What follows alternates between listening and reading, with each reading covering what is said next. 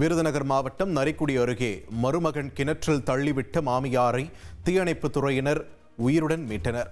துய்யனூர் கிராமத்தைச் சேர்ந்த மாரிமுத்து என்பவர் மனைவியை பிரிந்து வாழ்ந்து வரும் நிலையில் தனது குழந்தையை ஒப்படைக்குமாறு 70 வயதான மாமியார் இருளாயியுடன் தகராறில் ஈடுபட்டுள்ளார். இதில் ஆத்திரமடைந்த மாரிமுத்து மாமியாரை 50 அடி ஆழமான கிணற்றில் தூக்கி வீசிவிட்டு தப்பி ஓடியுள்ளார். தண்ணீரில் தத்தளித்த மூதாட்டியை திருச்சுழி தீயணைப்பு வீரர்கள் அரை மணி நேரம் போராடி மீட்டு அருப்புக்கோட்டை அரசு மருத்துவமனையில் அனுமதித்தனர்.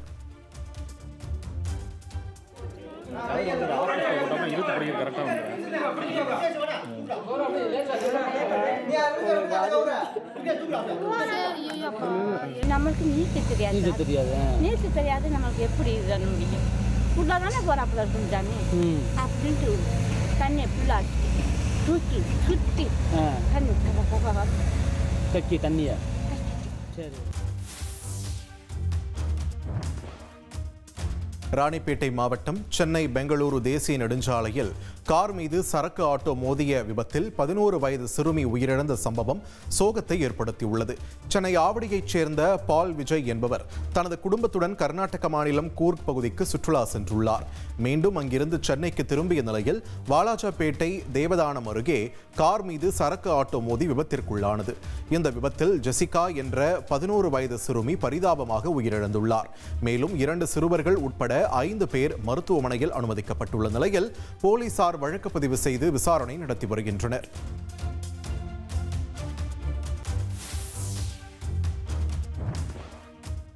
பெரம்பலூர் குன்னம் அருகே உரிய ஆவணங்கள் இன்றி சென்ற டிப்பர் லாரிகள் பறிமுதல் செய்யப்பட்டன.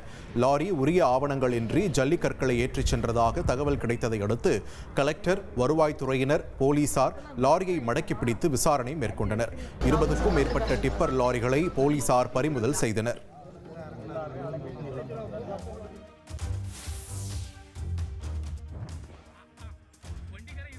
ஈரோடு மாவட்டம் சத்தியமங்கலம் பகுதியில் லாரியில் இருந்த உருளைக்கிழங்கை காட்டு யானை ஒன்று பொறுமையாக நின்று சுவைத்த காட்சி வேகமாக பரவி வருகிறது. இதனை பார்த்த வாகன ஓட்டிகள் ஆபத்தை உணராமல் யானை அருகே சென்றபடி வீடியோ எடுத்துள்ளனர்.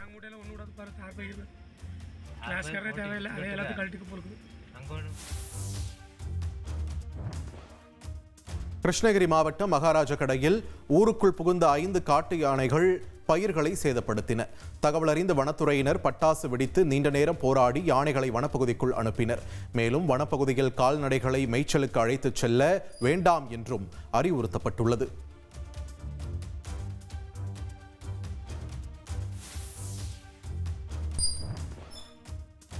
நெல்லை மாவட்டம் மணிமுத்தாறு அருகே கிறிஸ்தவ ஆலயத்தின் வளாகத்தில் கரடி ஒன்று சுற்றித் திரியும் சிசிடிவி காட்சிகள் வெளியாகி பரபரப்பை ஏற்படுத்தியுள்ளது.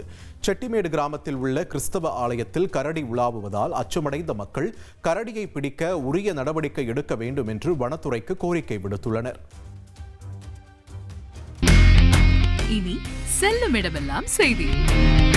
தந்தை டிவியின் வாட்ஸ்அப் சேனலை ஃபாலோ பண்ணினா செல்ல இருக்கும் இடமெல்லாம் செய்தி. இதோ QR கோட் இப்பவே ஸ்கேன் பண்ணுங்க, ஃபாலோ பண்ணுங்க.